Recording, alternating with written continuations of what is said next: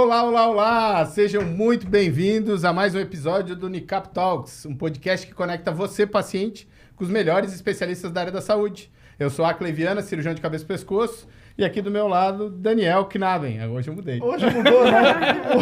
Mudou. É que é legal, dois sobrenomes eu fico trocando, né? Não, e não só o sobrenome, né? O acento também. É, não, né? vai mudando, muda de Knaben para Hortelada. Hoje é episódio 15, Daniel. Mais uma vez, vamos falar sobre tireoide. De novo, tireoide. É algo que tem muito ainda a conversar, né? Eu aposto contigo que esse vai ser o episódio mais assistido de todos.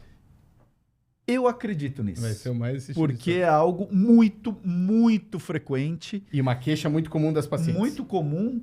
E sabe o que eu percebo no consultório, Acley? Que muitos pacientes vêm com esse problema e não sabe que tem. Uhum. Já toma hormônio tireoidiano, tudo, e quando eu vou falar, você tem uma tireoidite de Hashimoto, né?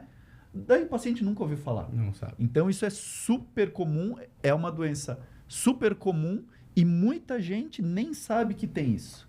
Mas eu já dei um spoiler, né? Já falei. Já largou. Vamos falar sobre o que hoje? Hoje nós vamos falar sobre tireoidite de Hashimoto e esse episódio aqui tem o apoio do MirType, que é um teste molecular, um teste para nódulos indeterminados, Bethesda 3 e 4, que tem o objetivo de evitar uma cirurgia diagnóstica, uma cirurgia desnecessária. Então, se você quiser saber mais informações, acessa o site ali da Oncos, www.oncos.com.br, Oncos com K, e lá você tem mais informações. Que a gente tem... Veja o episódio da semana que vem. O próximo episódio que a gente vai falar sobre teste Também molecular. Vamos falar sobre Exatamente. E quem que a gente convidou hoje? Nós convidamos duas Uma que assistiu semana passada já sabe, né? Já conhece, uma ficou, né? Mas a gente vai pedir para se apresentar De novo. novamente. Em alemão agora. Daí é difícil. Mas quem apresentou o doutorado em alemão não pode deve ser difícil se apresentar em alemão. Vamos deixar ela por último, porque ela já estava na semana passada. E vamos para a convidada, porque a gente só fez a troca, né? A Carol ficou sentada e foi só trocando. E a nossa segunda convidada é a primeira vez que vem aqui. Exatamente. Doutora Adriana Stribel, muito obrigado por ter vindo. Apresente-se, por favor. Bem, muito obrigada pelo convite, me sinto muito honrada e quero parabenizar vocês por esse trabalho. É muito importante a gente trazer informação de qualidade para os pacientes e então falar de tireoide é um prazer.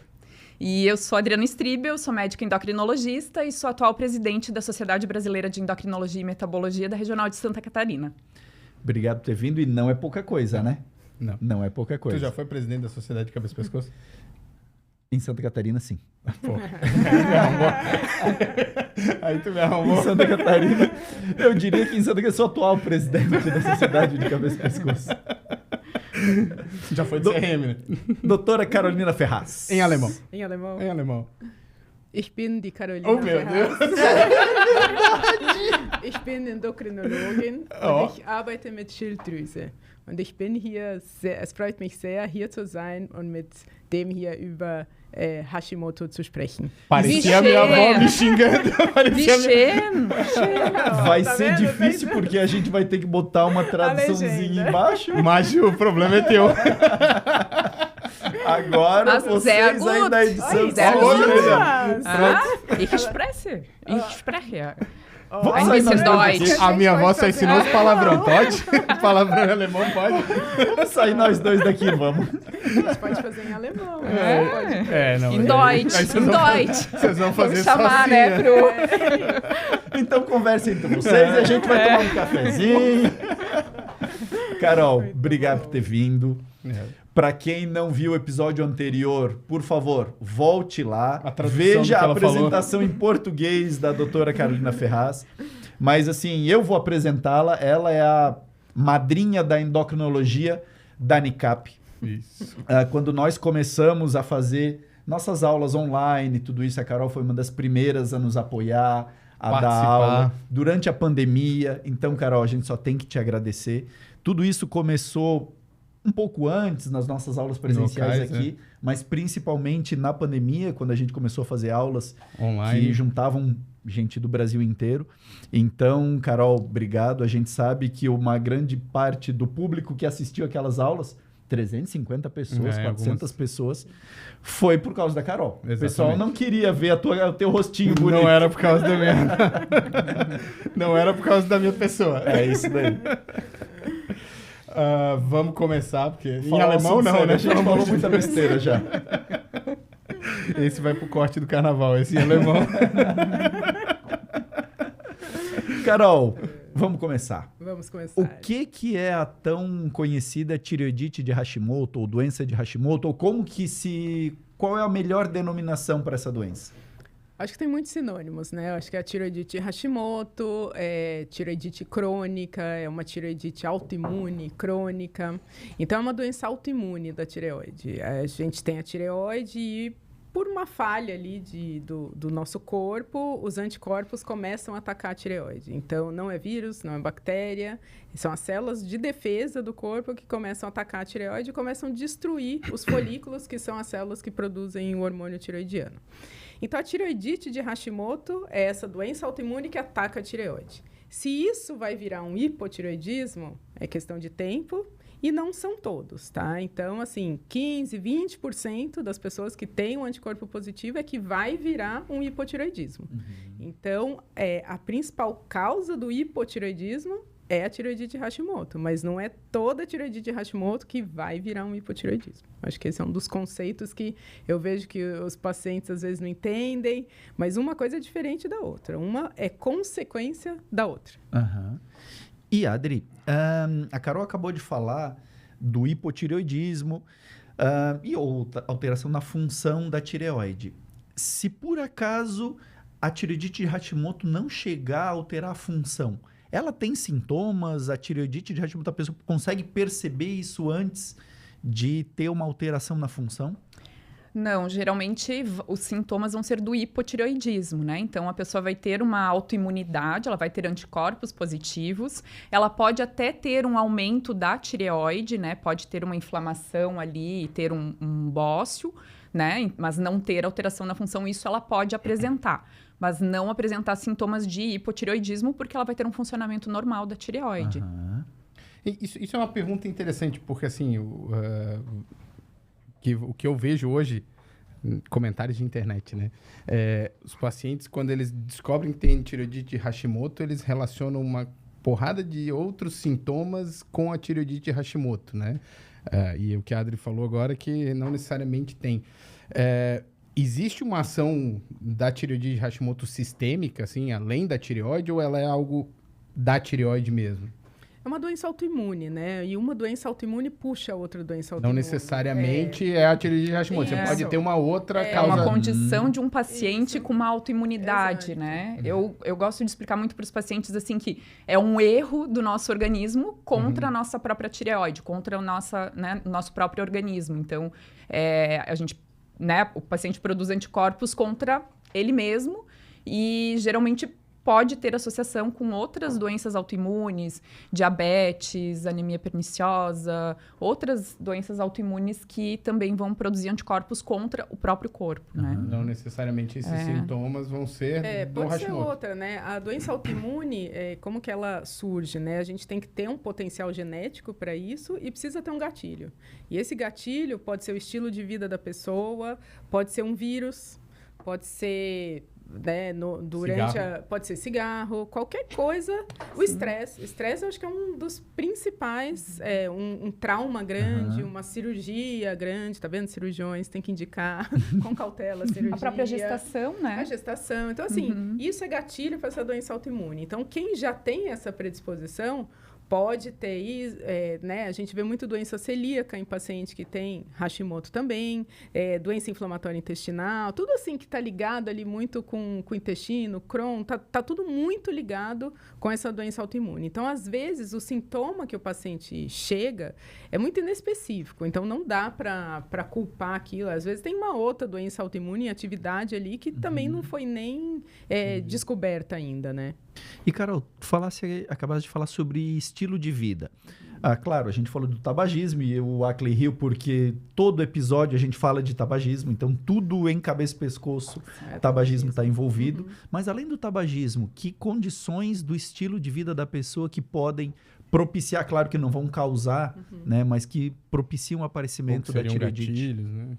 Então, para doença autoimune tireoidiana, né, Graves, que também é uma doença autoimune, o Hashimoto, o cigarro é muito importante. Então, eu tenho que falar do cigarro de novo. Então, para autoimunidade, o cigarro é muito, muito agressivo, né? Às vezes, na doença de Graves, uma falha do tratamento é justamente o cigarro. Na hora que você tira o cigarro, às vezes o paciente responde melhor a esse tratamento, né? Além disso, a obesidade, a gente sabe que é um fator de risco, né? Tanto aí entra não só a tireoidite de Hashimoto, mas também nódulo e câncer de tireoide, também a obesidade é muito importante para isso.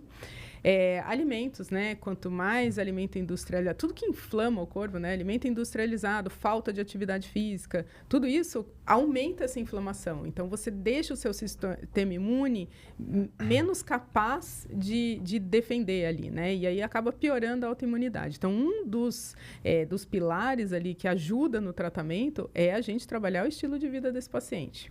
Outro pilar do estilo de vida é a parte de mexer com ansiedade, saúde mental, que é um dos principais gatilhos, né? Então, exige... É grande ali o tratamento, né? Então, não vai dar para falar em 5 minutos só não, viu? Tem que falar muito aqui. Talvez 2 episódios. Não, mudança de estilo de vida, a gente tem que... Teve um episódio sobre isso. Teve um episódio só sobre isso, né? Porque realmente é importante. Mas eu acho que a questão do estresse é o que me surpreende, porque, assim... Na época da faculdade era quase que uma chacota, né? Né? Tipo assim, isso começou depois de um estresse muito grande. Virava uma piada, né? E aí agora eu tô vendo a conversa ao contrário, né? Vocês falando assim, o estresse pode ser um gatilho para, né? Então, assim, acho que eu tenho que pedir desculpa para muita paciente no passado. Mas é muito nítido, assim, quando você acompanha um paciente ou quando você vê essa virada, né? O anticorpo positivar...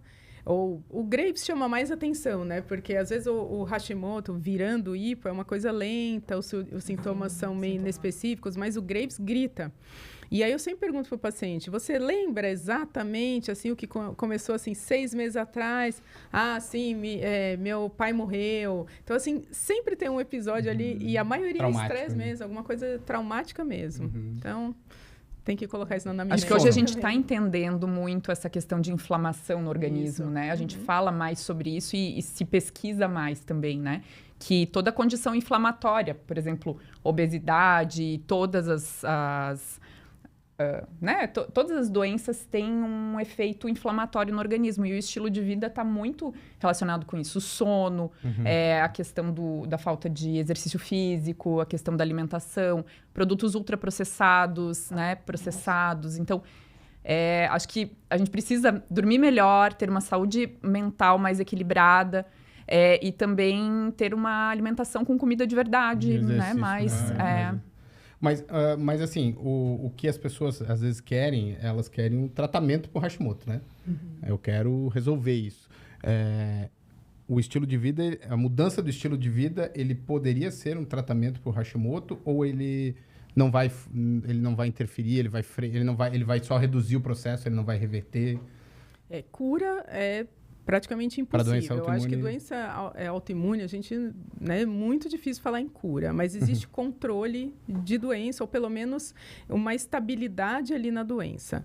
O objetivo do Hashimoto não é a gente zerar anticorpo. A gente não fica acompanhando esse anticorpo para ver se ele zera e falar, agora você está livre do Hashimoto. Não existe isso, né?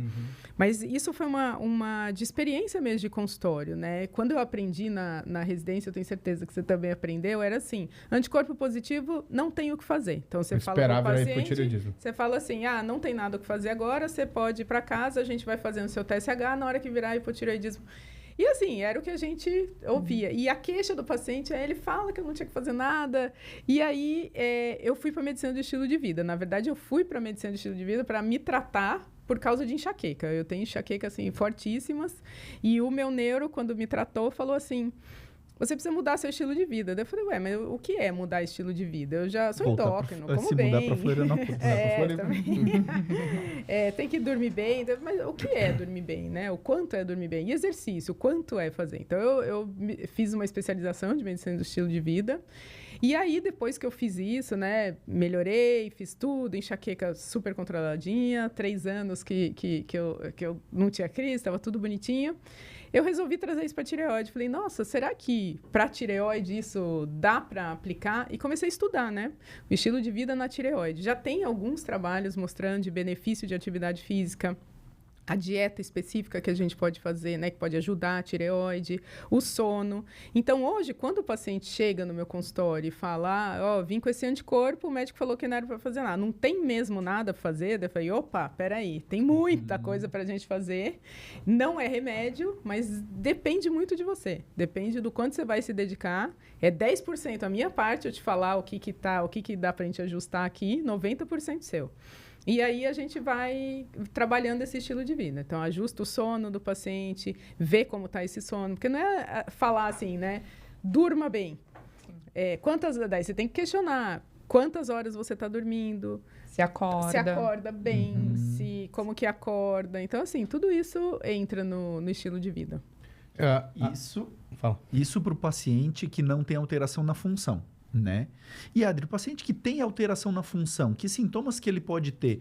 Pode ter, é só hipotireoidismo? Pode ter um hipertireoidismo? Como é que funciona essa questão da função e que sintomas? Então, a gente entendendo essa inflamação que acontece na tireoide, né? Os anticorpos atacando a tireoide, a gente tem estoques de hormônios ali na tireoide. Então, em alguns pacientes, a gente pode ter inicialmente um hipertireoidismo. A liberação desses estoques de hormônio, né? Então, alguns podem evoluir, então, com um hipertireoidismo que depois evolui para um hipotireoidismo. Então, a gente pode ter sintomas de taquicardia, coração acelerado, agitação, emagrecimento, tremores, palpitação, sensação do coração batendo. Isso nesse pequeno grupo que evolui com hiper. Mas a grande maioria vai ter sintomas de hipotireoidismo. E o hipotireoidismo, então, é tudo mais lento. A pessoa fica mais cansada, mais sonolenta, com o coração, né, batendo mais devagarinho, pode ter o intestino, né, ter mais prisão de ventre, unhas quebradiças, queda de cabelo, aumento de peso. Então, é tudo mais lento, mas são sintomas muito inespecíficos. Então, a gente tem várias outras coisas que podem dar esses sintomas, né? A gente tem paciente que está, sei lá, com anemia, com deficiência de ferro, com outras questões que também vão levar a esses sintomas. Então, realmente, o diagnóstico desse hipotireoidismo é muito por exames de laboratório. A gente vai ter a suspeita clínica. Então, eu até oriento muito sempre os meus pacientes quando eu sei ele tem um anti-TPO positivo, né, tem um anticorpo positivo, mas ele não tem um hipotireoidismo, mas eu oriento muito sobre esses sintomas para ele observar. Eu falo, olha, a gente vai repetir em tanto tempo, mas se antes disso tiver sintomas muito intensos que sejam compatíveis com o hipotireoidismo, que faça os exames antes e que volte antes, né? Que pode, a gente não sabe, esse paciente pode não evoluir com o hipotireoidismo, mas ele pode, daqui a 6 meses, 1 ano, evoluir. Então, a gente precisa orientar também esse paciente a saber quais são esses sintomas. Mas, a princípio, Carol, se o paciente não tiver hiper ou hipotireoidismo, a mudança do estilo de vida é o suficiente. Tem alguma consequência, alguma repercussão a longo prazo, alguma coisa assim, se não tiver mudança na função? O paciente só tem Hashimoto sem alteração de função? Geralmente não. É muito discutido em relação à gestação, né? Se tem um impacto. Isso, assim, todo mundo tinha certeza que o corpo antitireoperoxidase, ele era o que poderia dar infertilidade, que poderia dar abortamento ali no primeiro trimestre. E agora tem um estudo lá da Noruega que eles têm um banco de dados gigante e começaram a trabalhar bastante isso. E aí parece que o papel do anticorpo peroxidase não é tão importante. Então, o novo guideline agora vai meio que derrubar tudo isso. Então, não vamos falar tanto nele até sair esse guideline e a gente entender melhor. Mas, em teoria, não. Assim, se não instalou ali o hipotireoidismo, não precisa tratar esse anticorpo, é justamente tentar minimizar um pouco os sintomas e não facilitar o corpo para piorar e progredir a doença. Então, a ideia de você trabalhar o estilo de vida é diminuir esses gatilhos, que é o estresse, que é você dormir bem, tudo isso para não progredir mais rápido essa doença. Esse é evitar o hipotireoidismo. Exatamente, evitar o hipotireoidismo. E falando do anticorpo, também acho que uma questão importante é assim, ó, não tem necessidade de ficar repetindo dosagem de anticorpo, né? Que é muito comum que a gente às vezes vê. A gente sabe que o paciente tem anticorpo positivo. Não importa se ele tá 200, 1000, 500, né? Assim, a gente sabe que ele é positivo e não vai mudar a nossa conduta saber se esse anticorpo... E a outra pergunta que as pessoas normalmente fazem, que eu gostaria que você respondesse precisa rastrear? Tipo assim, eu tenho que pegar uma mulher jovem, saudável, com um sintoma inespecífico, sem hipotireoidismo, e dosar o anticorpo dela? Geralmente a gente começa com TSH mesmo, né? A ideia, se tiver queixa, é você ver o TSH.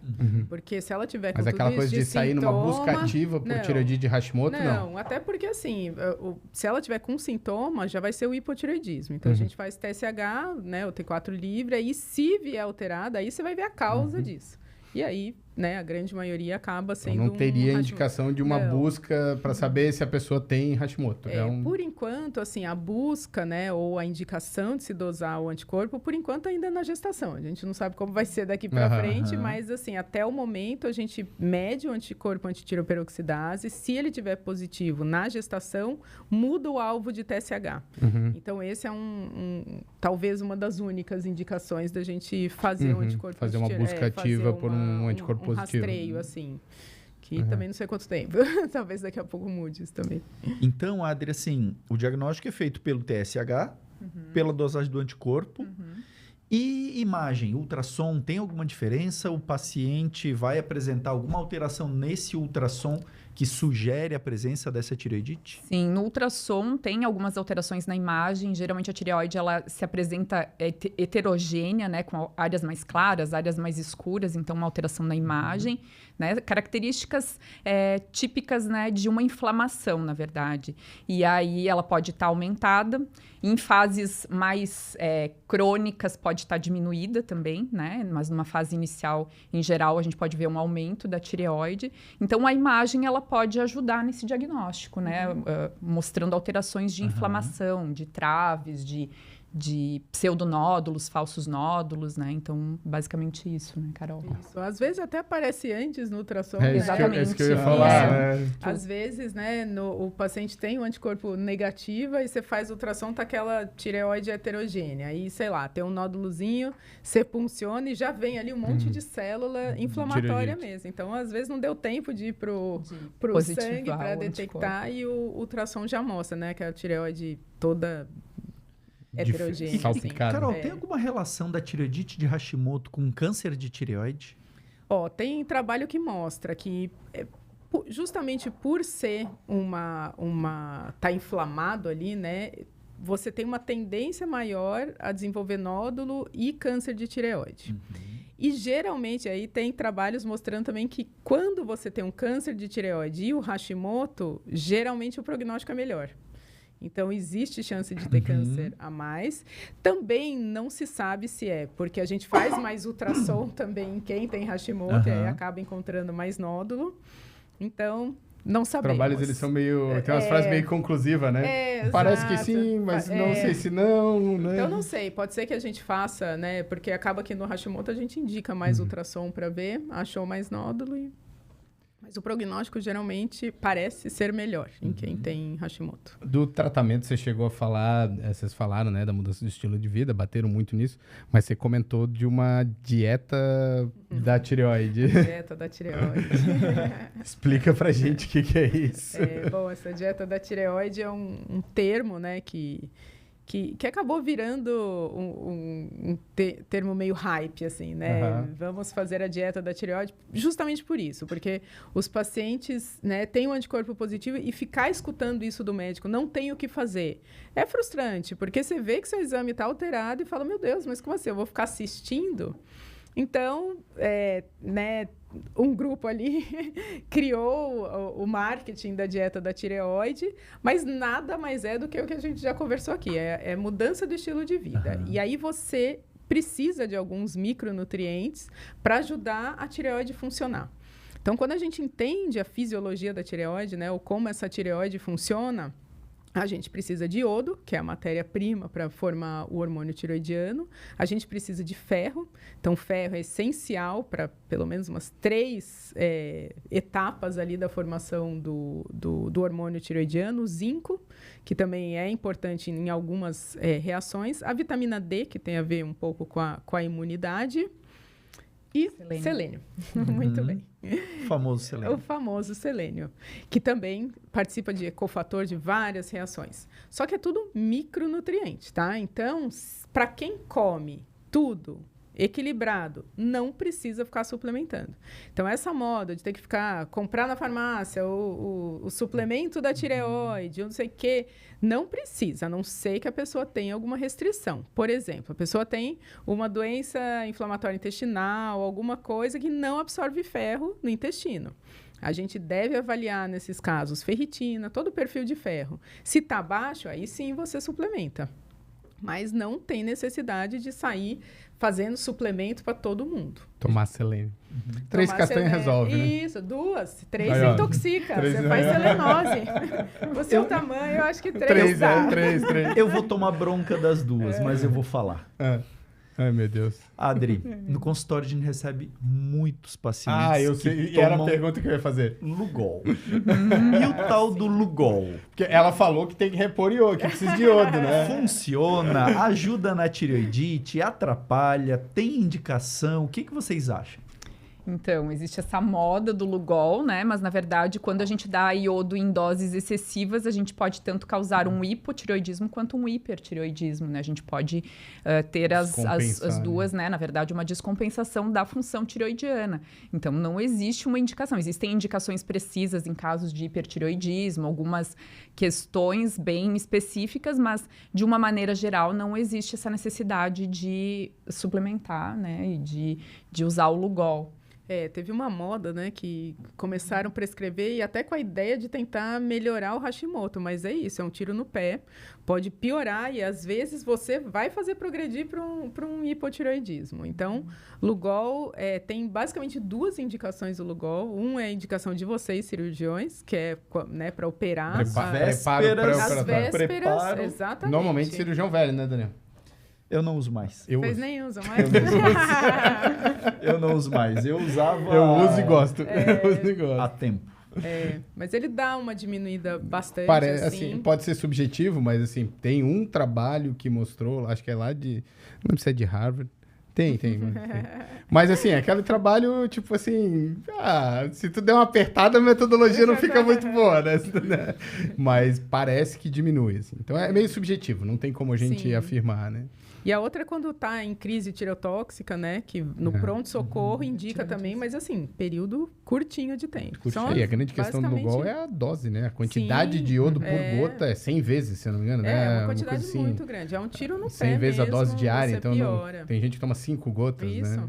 Então, eu tenho uma endócrina daqui que acho que não lembro se foi o pai ou o sogro, tava usando Lugol e fez um quadro de hipotireoidismo, assim. Imagina. Depois, casa de ferreiro, espeta totalmente de pau, não tem? Então, assim, a maioria não precisa suplementar nada, é tudo micronutriente. O nosso sal é um sal iodado justamente para evitar que a gente tenha problemas da falta de iodo, né? Que seria aqueles bossos endêmicos, ou criança, né? Que com a falta de iodo também não vai desenvolver.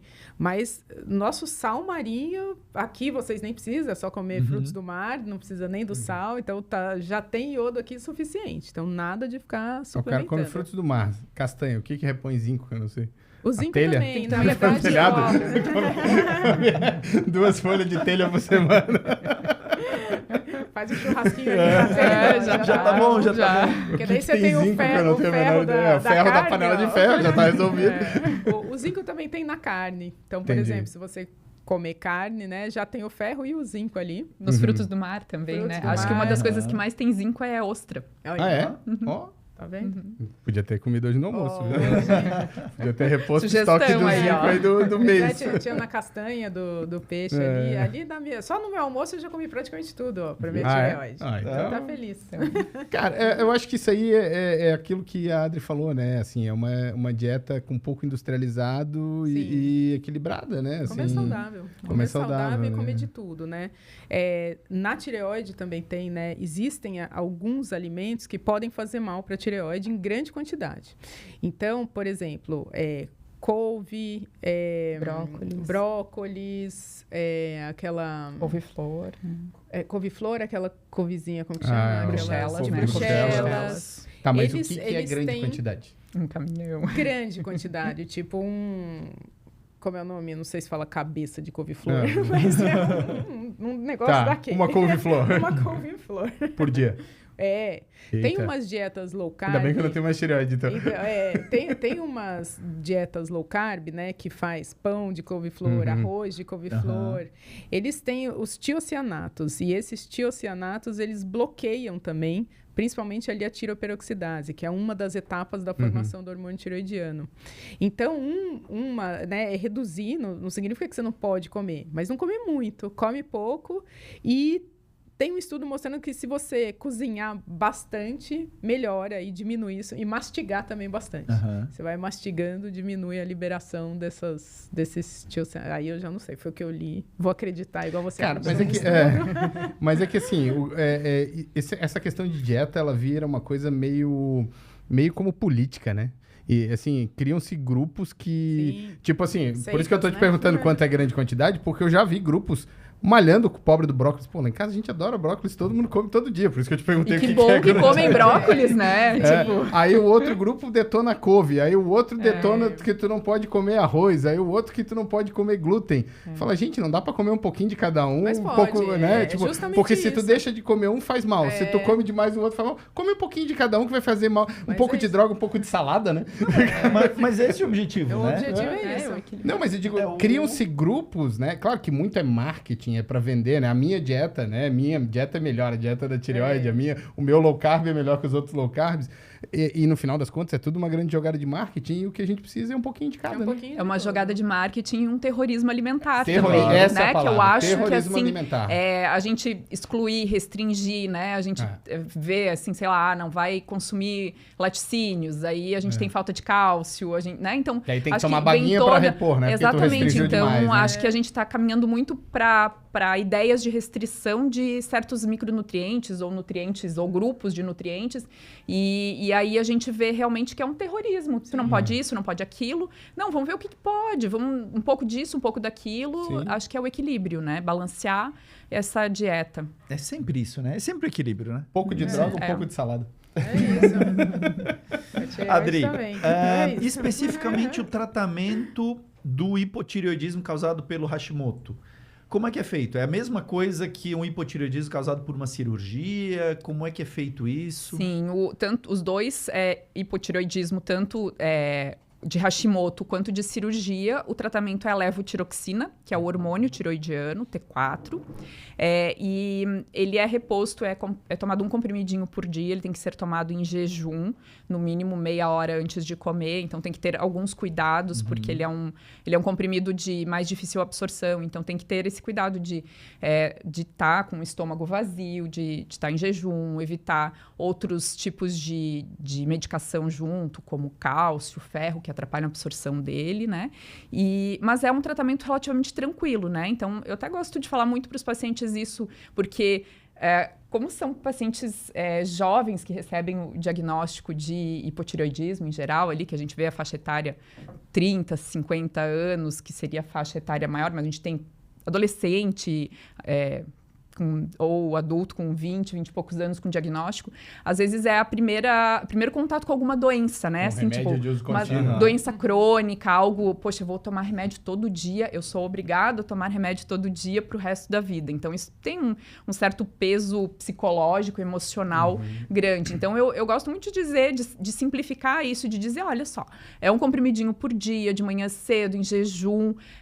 Os exames, inicialmente, a gente faz com mais frequência, a cada 1 mês e meio, 2 2, mas depois passa a cada 6 meses, né? A dose fica geralmente estável para o ajuste de dose, né? Então, que bom, é uma doença que tem tratamento, que tem um tratamento fácil, né? Que é um comprimido por dia, que se resolve bem, né? Então, a gente está tratando, claro, a gente não está tratando a tireoidite de Hashimoto, a gente está tratando a consequência dela, que é o hipotireoidismo, mas aí a gente consegue fazer o tratamento muito bem e deixar a pessoa muito bem com um comprimidinho por dia, né? Então, acho que isso é muito positivo. Carol, no momento que a gente descobre, ou a gente observa, né? A tua dose é de tantos microgramas. O paciente vai ficar com essa dose o resto da vida? Depende, né? Depende da causa desse hipotireoidismo. Quando é um Hashimoto, às vezes esse hipotireoidismo ele é gradual. Então, você começa com uma dosezinha baixa e vai aumentando com o tempo. E aí entra também a questão se esse paciente tem uma outra doença autoimune, como está o intestino dele, porque quem tem, por exemplo, doença celíaca ou síndrome do intestino irritável, varia a absorção. E todo hormônio da tireoide é absorvido ali no intestino, tem ativação no estômago, então precisa de um pH ácido, é ativado no estômago. Se a pessoa tem, por exemplo, está com uma crise de intestino irritável, vai começar a ter diarreia, ela vai diminuir a absorção do hormônio. Então, vai ser uma época que esse TSH vai flutuar. Os TSHs mais difíceis de controlar são justamente quem tem problema intestinal. Então, se o paciente tem doença celíaca ou intolerância à lactose, faz uma dieta bonitinho, que daí geralmente a dose é estável. Agora, aquela pessoa que flutua aquele TSH, procura no intestino, que geralmente é ali que tem alguma coisa. Pacientes que fizeram tireoidectomia, né, tiraram a tireoide por algum motivo, esses pacientes geralmente, né, a gente calcula a dose ali pelo peso e geralmente acaba ficando tudo igual, a não ser que tenha uma variação de peso, ou para mais ou para menos, que às vezes a gente tem que ajustar. E você falou que não precisava fazer dieta por conta da tireoide, mas tem. Existem alguns alimentos que podem dificultar a absorção do hormônio tireoidiano. Então, por exemplo, soja é uma delas. Então, se você come soja em quantidade grande, né? Então, leite de soja, suco de soja. A gente vê muito em mulher na menopausa que quer diminuir os sintomas e começa a comer muita soja, atrapalha também esse hormônio tireoidiano. Café, se toma uma quantidade muito grande de café, também pode atrapalhar a absorção. Então, a gente vai ter que ficar acompanhando sempre esse TSH e qualquer oscilação, a gente não precisa já sair aumentando, diminuindo dose, né? Eu acho que aí entra o nosso papel de detetive ali para tentar entender o que aconteceu. Né? O Hashimoto a gente vai ver uma progressão de dose. Agora, quem fez cirurgia, em teoria, para ficar estável. E aí, se oscilou, procurar. E geralmente as doses de pós-cirúrgico são mais altas do que as de tireoidite de Hashimoto, porque ainda na tireoidite ainda existe uma produção da própria pessoa, né? E na cirurgia não, se for uma tireoidectomia total, aí não tem hormônio nenhum sendo produzido no corpo, né? Então a dose em geral costuma ser mais alta. E acho que já que falou de medicamento, uma coisa importante é não ficar trocando de marca, né? Isso. Eu fiz uma experiência e funciona, viu? TSH altera quando troca de marca.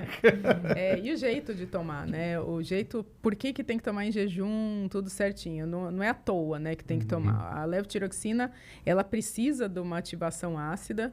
Então, por isso que tem que tomar...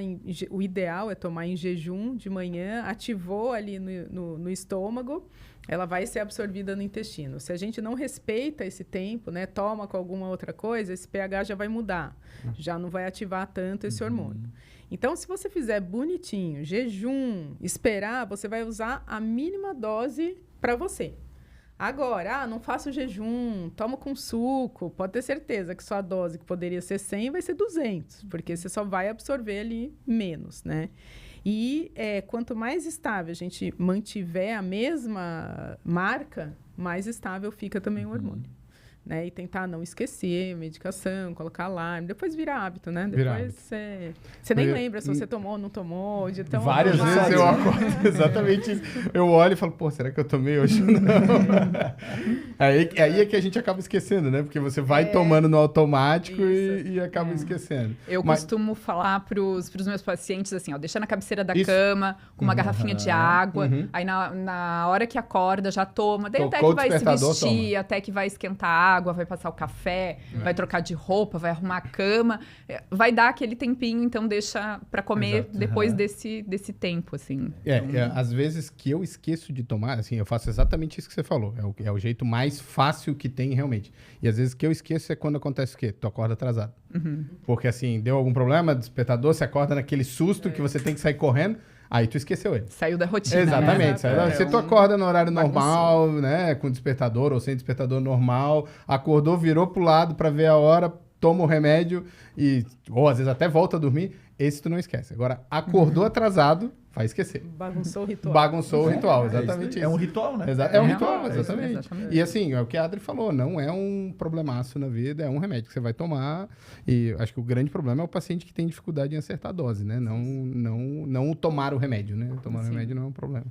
E tem muitas causas, né, desse TSH de difícil controle, que a gente chama. É uma lista enorme, tem medicamentos que podem interferir ali na absorção, tem todas essas doenças de absorção, tem paciente que esquece mesmo, que acha que tomou e que não está tomando. Tem paciente que tira da cartela, né? Então, é um comprimido que é muito sensível Verdade. à umidade, oxidação, né? Então, assim, tira da cartela, põe lá numa caixinha de remédios, e aí perde também, né, a qualidade da medicação. É uma lista enorme que a gente tem que ir indo um por um para ver o que está acontecendo com esse TSH.